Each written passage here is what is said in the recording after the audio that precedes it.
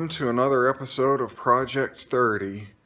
This time around I wanted to talk about a couple trips actually that I recently made to New England, specifically the states of Vermont and New Hampshire. On one of them I focused a little more on New Hampshire, and it was kind of a celebratory birthday trip to celebrate my turning 30 years old. And that was quite a memorable trip I took, even though I didn't do any outdoor winter stuff because it was fairly cold and it's been a while since I've snowshoed. I still enjoyed driving through the area and the White Mountains. After seeing them, I had seen the White Mountains in a hiking blog, so it was interesting seeing them up close and personal for the first time, even during the winter. And the other trip was part of the Vermont Stay to Stay weekend program that I got to actually talk with some other people who might be interested in moving to Vermont, because that area has kind of tickled my fancy now that I'm living up here, and I've heard many things about Vermont as far as it being very rural, a lot like Tahoe in many ways, but yet, unlike the Pacific Northwest, they're actually looking for people to move there because the population of the region is aging. And so they want younger people to move in and fill some of the job openings. And so while my search for GIS positions in the area has been fairly limited, there are a couple possible avenues that I might consider trying if and when this job at National Grid does end. But I guess we'll have to see. So until then, enjoy some footage of each trip. It's the morning of my 30th birthday, and I'm in Franconia, New Hampshire at the White Mountain Inn Best Western. And I'm taking a little personal celebration here.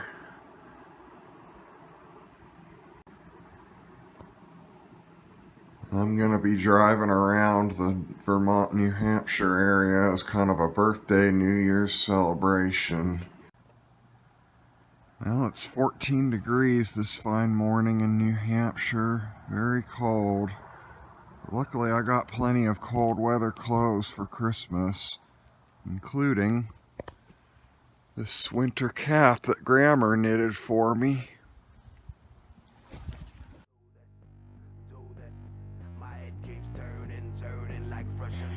Thoughts are like bullets, I cannot do this, do this, do this, do this, do this, do this, do this, do this, do this, do this, do this. I feel I'm alright, got it going on when you make it insane. Gonna make it right, love time, make it right, love time.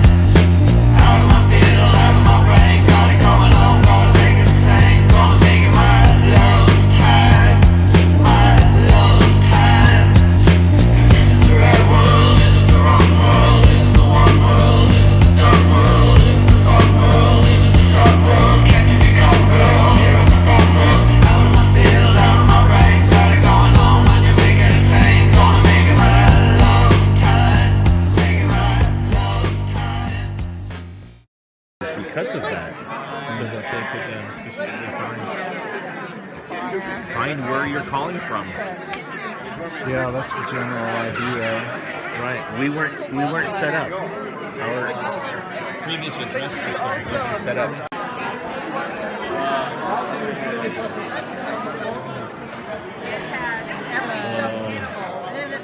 Well, it was nice seeing you. You too, and good luck with everything. Thank you. Nice to meet you. Yeah, I'll see where this all leads me.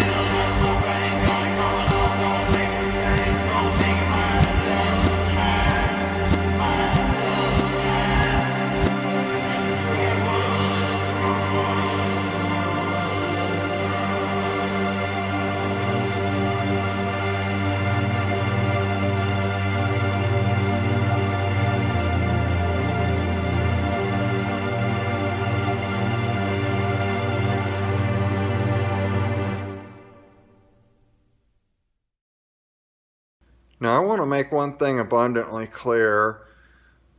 Although I really did like Vermont and this general New England area when I visited both times, and I think that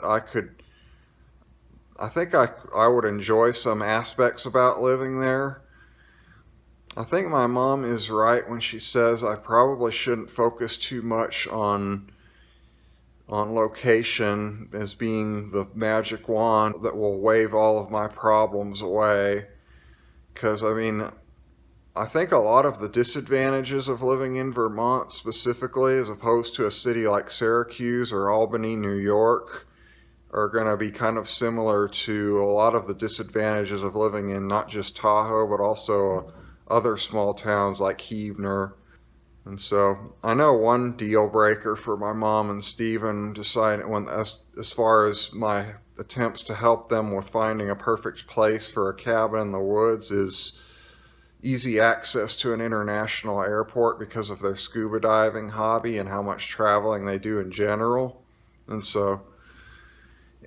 in Burlington, even though it's got a major college, that's about 3 hours away from Boston, the closest major international airport. And so there's little pros and cons like that I would have to weigh to see and decide, do I really want to make an effort to really live in Vermont, or would I be happier in a slightly bigger city like Syracuse? But who knows where life will take me. My job here at National Grid for now, there's a lot of work to be done, and I guess we'll see where it all takes me.